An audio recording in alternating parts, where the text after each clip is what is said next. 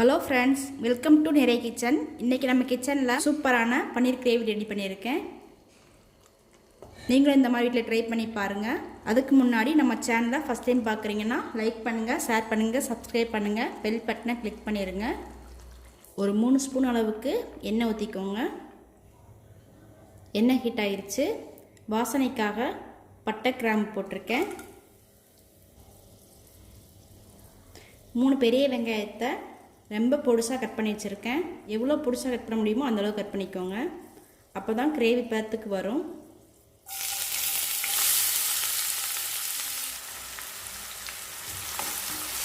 வெங்காயம் நல்லா வதங்கட்டும். வெங்காயம் பாதி அளவுக்கு வதங்கியாச்சு. இப்போ கொஞ்சமாக இஞ்சி பூண்டு பேஸ்ட் சேர்த்துருக்கேன்.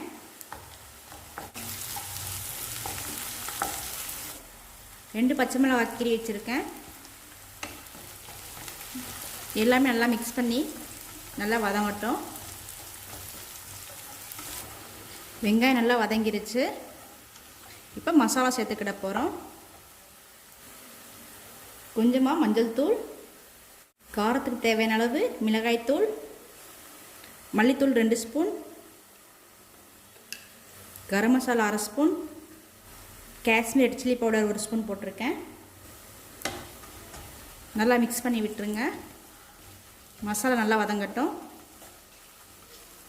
இப்போ 2 தக்காளியை பேஸ்ட் மாதிரி அரைச்சி வச்சுருக்கேன், சேர்த்துக்கோங்க. தக்காளி அரைச்சி சேர்த்தா நல்லா கிரேவி பதத்துக்கு வரும். அதுக்காக தான் அரைச்சி சேர்த்துருக்கேன். அது கூடயே கொஞ்சமாக தண்ணி சேர்த்துருக்கேன்.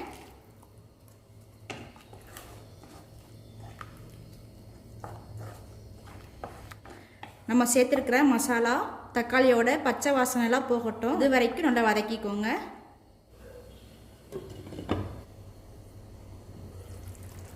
நம்ம சேர்த்துருக்க எண்ணெய் எல்லாம் நல்லா பிரிஞ்சு வந்துருச்சு.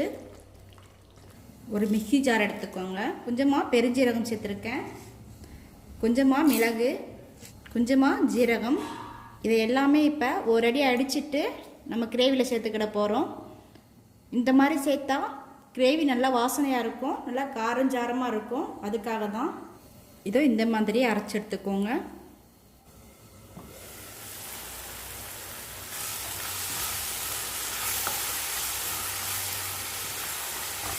தக்காளி எல்லாம் நல்லா வதங்கிருச்சு. எண்ணெய்லாம் நல்லா பிரிஞ்சு வந்துருச்சு. கொஞ்சமாக தயிர் எடுத்திருக்கேன், நல்லா கட்டி தயிர் எடுத்திருக்கேன். சேர்த்துட்டு நல்லா மிக்ஸ் பண்ணி விட்டுருங்க. கொஞ்சமாக புளிப்பு சுவை சேர்த்தா டேஸ்ட் சூப்பராக இருக்கும். இப்போ கிரேவிக்கு தேவையான அளவு தண்ணி சேர்த்துக்கோங்க.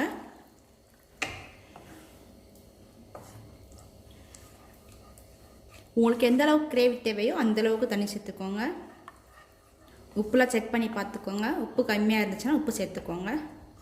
அடுத்ததாக நம்ம அரைச்சி வச்சுருக்கிற மிளகு, சீரகம், பெருஞ்சீரக பொடியை சேர்த்துக்கோங்க.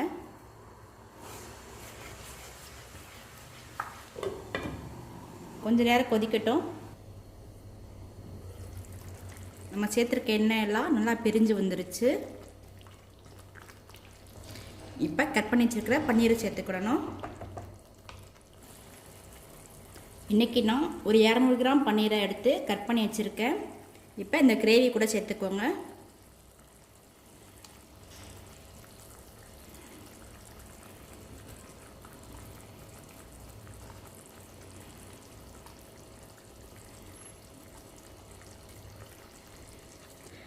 பன்னீரை சேர்த்துட்டு நல்லா மிக்ஸ் பண்ணி விட்டுட்டு ஒரு 3 நிமிஷம் இருந்தால் போதும்.